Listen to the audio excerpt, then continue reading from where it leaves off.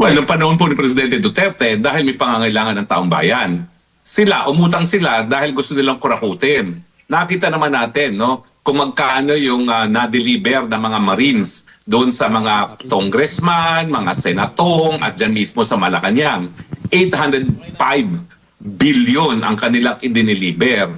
Yung sinasabi ni Zaldico, 100 billion ang insertion at nag-deliver siya ng 25 billion dyan mismo sa presidente nating Bangag. Obviously po, umuutang sila para ibulsa nga mga pera na nautang pero tayong mga Pilipino ang magbabayad. Alam niyo po, ginawa rin niya ng ama niya. Kaya siyempre, kung anong puno, yan din ang bunga. Kung naalala nyo, nagpatayo ng nuclear plant yung Marcos Sr., inutang, pinabayad sa mga Pilipino, pero ang komisyon napunta sa kanya at dun sa kanyang crony na si Herminio Dicini.